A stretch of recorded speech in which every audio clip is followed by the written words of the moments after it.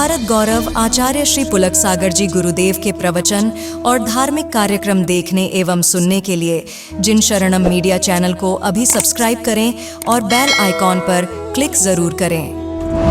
वाणी अंतरंग का दर्पण हुआ करती है।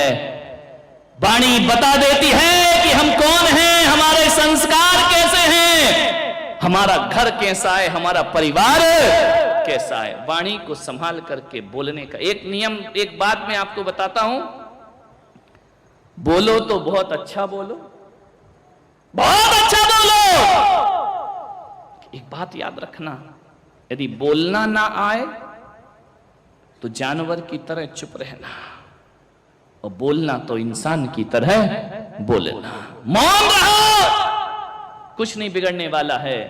बोलो तो बहुत अच्छा बोलो, ध्यान रखिए। एक तोता को देखा है, क्या खाता है तोता? बोलो। मिर्ची खाता है ना। बोलता कैसा है?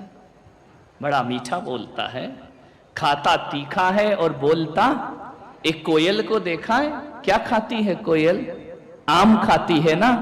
खट्टे खट्टे आम खाती है और मीठा मीठा बोला करती है। और आदमी की जिंदगी देखो, ये मावा मिश्री खाया करता है और तीखा तीखा बोला करता है। अरे हमसे अच्छे तो वो परिंदे होते हैं। ध्यान रखिए, जो खट्टा खाते हैं और मीठा बोलते हैं, तीखा खाते हैं और मीठा बोला करते हैं। इंसान बोलने की कला सीख जाए। वाग दीक्षा बोला है भगवान महावीर ने इसे। शरीर की दीक्षा आसान है, वाणी की दीक्षा कठिन हुआ करती है। वाणी की दीक्षा लीजिए, वाग दीक्षा, भाषा समिति, वचन गुप्ती, हितमित प्रिय बोलना, ये महावीर के मुख्य धर्म हुआ करते हैं। मान्यवर। जो आदमी ईंट का जवाब पत्थर से देता है, जो आदमी गाली का जवाब गोली से देता है, मेरी नजरों में वो कभी भगवान नहीं बन सकता। जो थप्पड़ का जवाब हाथ जोड़कर देता है और जो गाली का जवाब गीत से दिया करता है, वही आदमी परमात्मा तत्व को उपलब्ध हुआ करता है। गाली का जवाब गीत से देना सीखो, थप्पड़ का जवाब हाथ जोड़कर देना सीखो, आपके जीवन में परिवर्तन जरूर आएगा। मान्यवर, शब्द वो चाबी हैं, इनका सही इस्तेमाल कर लिया जाए तो ध्यान रखना, हजारों के बंद दिलों को खोला जा सकता है। और शब्दों का यदि दुरुपयोग कर दिया जाए तो अपनों को भी पराया होने में ज्यादा देर नहीं लगा करती है। शब्द संभाल के बोलिए, जीवन को समझिए। हमारे देश के राष्ट्रपति एपीजे अब्दुल कलाम आजादी के बाद देश को अब्दुल कलाम ऐसे राष्ट्रपति मिले जिनका कोई मुकाबला दुनिया में नहीं हुआ करता है। मुसलमान होने के बाद जिन्होंने कभी धर्म और संप्रदाय और कट्टरवाद को स्थान नहीं दिया, एपीजे अब्दुल कलाम वो व्यक्तित्व है जिन्होंने हमारी जैन समाज के धर्माचार्य आचार्य महाप्रज्ञ, जिनके पास अपना जन्मदिन मनाने पहुंचा करते थे। ध्यान, तेरापन समाज के बहुत बड़े आचार्य हुए आचार्य महाप्रज्ञ। इस देश का राष्ट्रपति, इस देश का वैज्ञानिक एक जैन आचार्य के साथ बैठकर अहिंसा पर किताब लिखा करता है। ध्यान रखिए, वो व्यक्तित्व एपीजे अब्दुल कलाम। कौन कहता है राजनीति में अच्छे लोग नहीं होते? अब्दुल कलाम को देखो, इनसे अच्छे दुनिया में कोई और नहीं होते। ध्यान रखिए, ऐसा व्यक्तित्व, बहुत गरीब घर से थे वो। इमली के बीज बेच बेच करके जो पढ़ाई किया करते थे, एक दिन अपने घर में भोजन करने बैठे और जैसे ही भोजन करने लगे, साथ में पिताजी भी बैठे थे। पिता की थाली में जली रोटी आ गई पिता ने कुछ ना कहा, चुपचाप जली रोटी खाते रहे। मां ने देखा कि इनकी थाली में जली हुई रोटी है। वो आई आकर के बोली, मुझे क्षमा करें, गलती से रोटी जल गई और मैंने तुम्हें परोस दी है, मैं तुमसे क्षमा चाहती हूं। कैसी वो पत्नी रही होगी, कैसे वो व्यक्तित्व रहा होगा। अब्दुल कलाम के पिता मुस्कुराए, उन्होंने कहा, पगली तू नहीं जानती, जली रोटी का स्वाद ही अलग हुआ करता है। इतना स्वाद आ रहा है इस जली रोटी में, जो शायद सही रोटी में मुझे इतना स्वाद नहीं आता। बड़े प्यार से खा गए उस रोटी को। अब्दुल कलाम ने पूछा कि अब्बा जान, सही बताओ, जली रोटी बहुत स्वादिष्ट होती है क्या? तो इस देश का व्यक्ति क्या बातें रखता है। उसने कहा, बेटा, ये तो तू भी जानता है कि जली रोटी स्वादिष्ट नहीं होती, तो फिर आपने अम्मी से ऐसा क्यों कहा कि ये जली रोटी बहुत स्वादिष्ट है, मुझे बहुत अच्छी लगती है? बोले, बेटा, जली रोटी मेरा कुछ नहीं बिगाड़ सकती, लेकिन जले हुए शब्द उसका सीना छलनी कर देते, इसलिए मैंने चुपचाप ये जली रोटी खा ली। क्या फर्क पड़ता है, एक जली रोटी खाने से मैं उसका सीना नहीं जला सकता हूं। अब्दुल कलाम की आंखें भर गईं। एक व्यक्ति घर परिवार में इतना संवेदनशील हो सकता है। सूरत वालों, मैं आपसे कहता हूं, पशुओं के प्रति संवेदनशील होना बहुत आसान काम है, पड़ोसी के प्रति संवेदनशील होना आसान काम है, लेकिन परिवार में संवेदनशील होना बहुत कठिन काम हुआ करता है। परिवार में संवेदनशील बनो, सुख शांति की तलाश अपने घर से प्रारंभ करिए। ये मंदिरों से स्वर्ग नहीं मिलता है, स्वर्ग घरों से मिलता है। एक बच्चा स्कूल जाता है, पढ़ने में कमजोर है, रोज स्कूल जाता है। एक दिन जब वह स्कूल से घर लौटा, तो घर लौटने के बाद उस बच्चे ने अपनी मां के हाथ में एक पत्र दिया। मां ने पत्र खोला, बोले, बेटा ये बताओ, ये पत्र किसने दिया है? बोले, प्रिंसिपल ने ये पत्र दिया है कि जाओ ये पत्र अपनी मां को दे देना। मां ने पत्र खोला, जैसे ही पत्र पढ़ा, आंखें छलछला गईं आंसुओं से। बच्चे ने पूछा कि मां, ऐसा क्या लिखा है इस पत्र में? बोले, कुछ मत पूछ बेटा। बोले, ऐसा क्या लिख दिया कि तेरी आंखें भर आई? मां ने कहा, कुछ नहीं, तू चिंता मत कर। बच्चे ने कहा कि मां, तू रोएगी तो मेरे भी आंसू आएंगे, बता इस पत्र में क्या लिखा है? बोले, बेटा, इस पत्र में लिखा है कि तेरा बेटा बहुत होशियार है, तेरा बेटा बहुत बुद्धिमान है, तेरे बेटे जैसी बुद्धि किसी के पास नहीं, और हमारे स्कूल का स्तर बहुत नीचा है, हम आपके बच्चे को पढ़ा नहीं सकते हैं, इसलिए मोहतरमा हम आपसे ये कहते हैं कि अपने बच्चे को घर में ही पढ़ाओ। बच्चे ने कहा, मां, ये मेरे प्रिंसिपल ने लिखा है? बोले, हां। ठीक है बेटा, आज से स्कूल नहीं जाना, मैं तुझे घर में पढ़ाऊंगी। भाई, घर में पढ़ाती है, लिखाती है, स्कूल जाना बंद कर देती है। तू किसी स्कूल में नहीं जाएगा, ये मां तुझे पढ़ा लिखा कर योग्य बनाएगी। मालूम है कौन था वो बच्चा? मालूम है? जो स्कूल नहीं गया। समझ देखो उस मां की। वो बच्चा स्कूल नहीं गया, थॉमस अल्वा एडिशन। यदि आज वो नहीं होते ना, तो आज ये रोशनी में पंडाल नहीं नहा रहा होता। ध्यान रखिए। उस बच्चे ने मां से शिक्षा प्राप्त की और उसके दिमाग में आया कि इस अंधेरी दुनिया में रोशनी कैसे भर सकता हो। कांच के बल्ब में जिसने रोशनी भर दी वो थॉमस अल्वा एडिसन।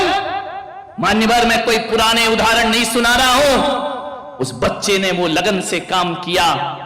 एक दिन बहुत बड़ा वैज्ञानिक बन करके खड़ा हो जाता है। जब वैज्ञानिक बन के खड़ा हुआ, उसकी मां दुनिया से चल बसी। जब लौट के एक दिन वो अपने घर में आया, श्रेष्ठतम वैज्ञानिक बन के, साइंटिस्ट बन के जब लौटा, घर की सफाई कर रहा था, अलमारी में पत्र मिला। वही पत्र जो कभी प्रिंसिपल ने दिया था। उस पत्र को खोल करके थॉमस अल्वा एडिसन ने पढ़ा। उस पत्र में लिखा था कि मोहतरमा, आपका बच्चा दुनिया का सबसे कमजोर बच्चा है। इसके जैसा मूर्ख इंसान धरती पर नहीं होगा और हम इसे अपने यहां नहीं पढ़ा सकते हैं। आप इसे अपने घर में पढ़ाने का प्रयास करिए। जैसे ही देखा उसने, मैं दुनिया का सबसे मूर्ख बच्चा, मैं पढ़ लिख नहीं सकता हूं। और मेरी मां ने तो मुझे कुछ और कहा था। मेरी मां ने तो कहा था तू सबसे ज्यादा इंटेलिजेंट बच्चा है। उस देश ही उसने पढ़ा, आंखों से आंसू झरझर जार जार आंसू गिरने लगे। उसने कहा मेरी मां, इतना बड़ा ज्ञान एक मां के सिवा दुनिया में कोई नहीं दे सकता है। उस मां ने शब्दों को बदल दिया। शब्दों को क्या बदला? यदि मां शब्द नहीं बदलती तो उनका बेटा गांव का गंवारिया बन करके रह जाता। मां का विश्वास था कि स्कूल इसे भले ना पढ़ा पाए, लेकिन मैं जो पढ़ाऊंगी। और उस मां ने शब्द बदल के अपने बेटे को विश्व का सबसे बड़ा वैज्ञानिक बना करके खड़ा कर दिया। ये शब्दों का खेल है। मान्यवर, आपसे निवेदन है, शब्दों पर ध्यान दीजिए।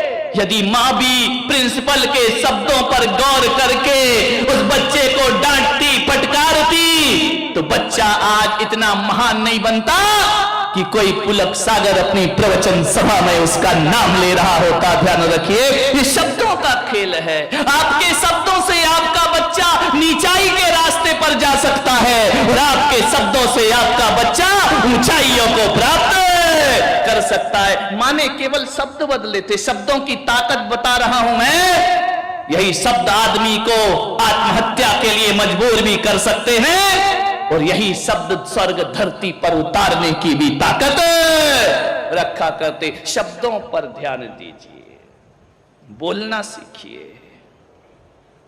मान्यवर, आपसे निवेदन है, हमारा बेटा है, इसे बोलने का सलीका नहीं है। लेकिन उस बच्चे ने कहा कि महाराज, जरूर मैं बोल देता हूं, लेकिन बाद में मुझे बहुत एहसास होता है। मैं क्या करूं महाराज, मुझे कुछ बताओ, मैं क्या करूं? मैंने कहा मैं तुझे एक चीज बताता हूं बेटा, एक काम करना, जब भी आवेश में तेरे मुंह से खराब शब्द निकले, बस एक काम करना, मैं तुझे नियम नहीं दूंगा। मैं पुलक सागर वैसे भी किसी को नियम नहीं दिया करता हूं। मैंने कहा बस एक काम करना, जब भी तेरे मुंह से अपशब्द निकले, लकड़ी की एक बोर्ड में कील ठोक देना और देखना कि आज दिन भर में कितनी कील ठोकी है मैंने, सुबह से शाम में कितनी कील ठोक पाया हूं मैं। उसने कहा इससे क्या होगा? मैंने कहा कुछ नहीं होगा, बस तू कील ठोका कर। उसने कहा ठीक है, ये काम तो मैं कर दूंगा। जब भी जुबा से अपशब्द निकले, कील ठोकना। कहते हैं पहले दिन उसने 50 कील ठोक दी। दूसरे दिन उसे लगा कि आज मैंने दिन भर में 50 अपशब्द बोले, कल कम करूंगा। दूसरे दिन 40। और जब बच्चे ने उस बोर्ड को देखा तो कील तो नहीं थी पर निशान बाकी थे। मैंने बच्चे से कहा कि बेटा, तूने कील तो छोड़ दी, कील ठोकना तो बंद कर दी, इन निशानों का क्या होगा?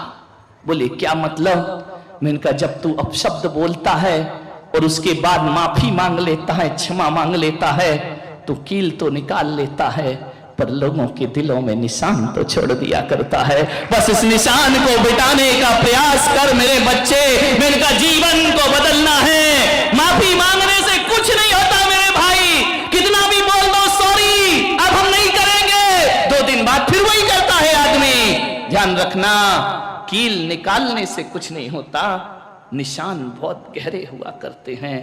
एक बात याद रखना, ये शब्द कील की तरह चुभते हैं, लेकिन जब निकलते हैं तो अपना निशान छोड़ करके चले जाते हैं। वो रिश्तों को तहस नहस कर देते। ध्यान रखिए, जब भी बोलो आप शब्द, क्या होता है, हर पर्यूषण के बाद क्षमावाणी मनाते हो, संवत्सरी मनाते हो, उत्तम क्षमा उत्तम क्षमा। निशान का क्या होगा जो छोड़ दिए हैं चेतना पर ध्यान रखिए। मान्यवर, बोली को संभालने का प्रयास करिए। आपसे निवेदन है, अरे लकड़ी के निशान तो फिर भी मिट जाएंगे किसी कारपेंटर के पास, लेकिन चेतना के निशान नहीं मिटा करते हैं। आपसे यही कह रहा हूं, शब्दों को संभालो। ज्ञान गंगा की शुरुआत है, शब्दों से शुरुआत है और शब्दों पर खत्म होगी। आपसे निवेदन है, इंद्रप्रस्थ और खंडप्रस्थ की कहानी मालूम है ना आपको। पांडवों को खंडप्रस्थ दिया दुर्योधन ने, संधि के लिए पहुंचे नारायण श्री कृष्ण। हे धृतराष्ट्र, हे हस्तिनापुर नरेश, ये पांडव भी तुम्हारे ही वंश के हैं, इन्हें ज्यादा नहीं थोड़ा सा जमीन का टुकड़ा दे दो। धृतराष्ट्र हकीकत में कहा जाए तो उसकी बाहर से नहीं फूटी थी, भीतर से भी फूटी हुई थी।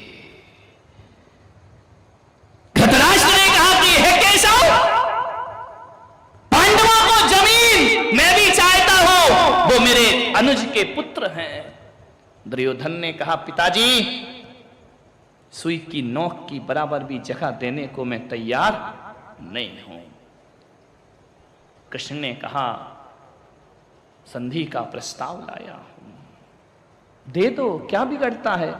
पूरा हस्तिनापुर तुम्हारा है, आर्यावर्त तुम्हारा है, छोटा सा स्थान दे दो। कुटिल दुर्योधन ने जानते हो ऐसा स्थान दिया जहां ना बरसात होती, ना पानी बरसता, ना कभी ठंडी हवाएं आती, ना फसलें लहराती।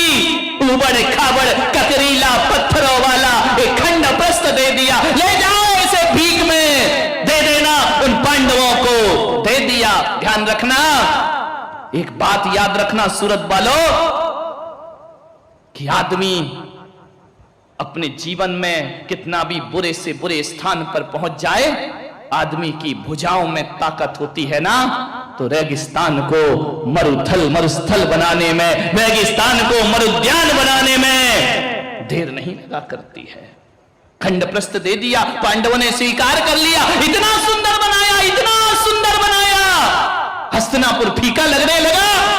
सारे लोग जाकर के खंडप्रस्थ को देखते, और जैसे ही देखते तो कहते वाह पांडवों, खंडप्रस्थ वन मिला और इंद्रप्रस्थ बना करके रख दिया। इतना सुंदर, आपको कहानी मालूम है, लेकिन मैं इतना ही कह रहा हूं, इतना खूबसूरत महल बनाया,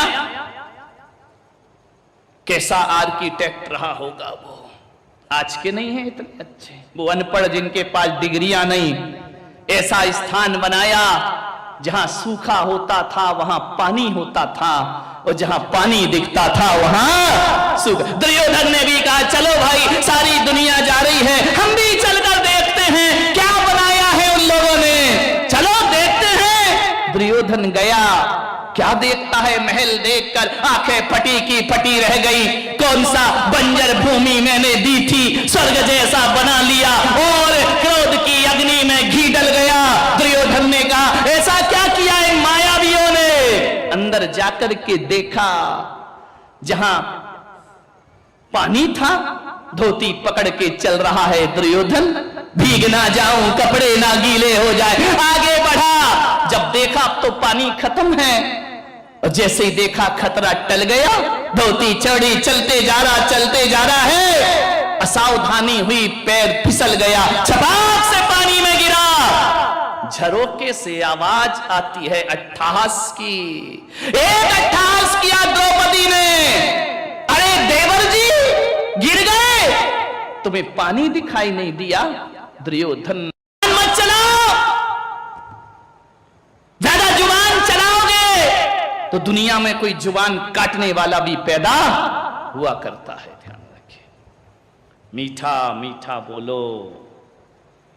एक बात याद रखना, खुदा को भी पसंद नहीं सख्ती जुबान में, खुदा को भी पसंद नहीं सख्ती जुबान में, इसलिए नहीं दी उसने हड्डी जुबान में। ध्यान रखिए, जुबान पे हड्डी थोड़ी होती है, उसे शक्ति पसंद ही नहीं है।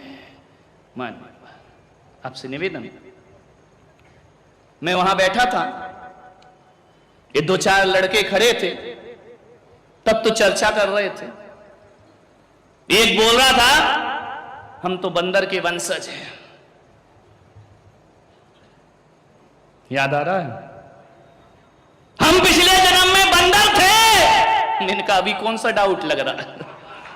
अभी कौन से कम लग रहा है? ध्यान रखिए, बोले पिछले जन्म में बंदर थे, मनुष्य बंदर का विकास है, डार्विन की ये सोच है। एक बोला नहीं, बंदर नहीं थे, चिंपांजी थे। उनका अपना अपना कलर देख के अपना अपना वर्णन कर लो, है ना। एक बात याद रखना, एक चिंपांजी होता है और एक आदमी होता है, दोनों में ज्यादा अंतर नहीं होता, कोई बहुत बड़ा गैप नहीं है उन दोनों में। 2 जीन्स ऐसे हैं जो मनुष्य में ज्यादा हैं, बंदर में कम हुआ करते हैं। और वो 2 बातें ऐसी हैं जिनके कारण वो बंदर बन गया, और वो 2 बातें तुम में ऐसी हैं जिनके कारण तुम इंसान बन गए।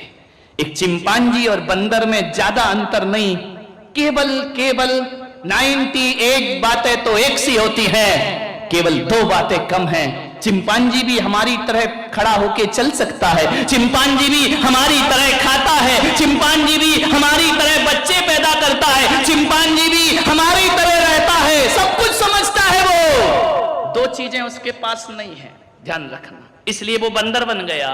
वो 2 चीजें कौन सी? चिंपांजी एक तो मनुष्य की तरह सोच नहीं सकता है, और दूसरी कमी, वो आदमी की तरह बोल नहीं सकता है। बाकी तो सारा जीवन उसका ऐसा ही होता है। ध्यान रखिए, आदमी की तरह नहीं बोल सकता वो। सूरत वालों, मैं आपसे निवेदन कर रहा हूं कि आदमी होकर भी यदि आप आदमी की तरह नहीं बोल पा रहे हैं, समझ गए क्या? ऐसी बातें आपको डायरेक्ट समझ में आएंगी। केवल 2 बातें, अच्छा सोच और अच्छा बोलना। मान्यवर,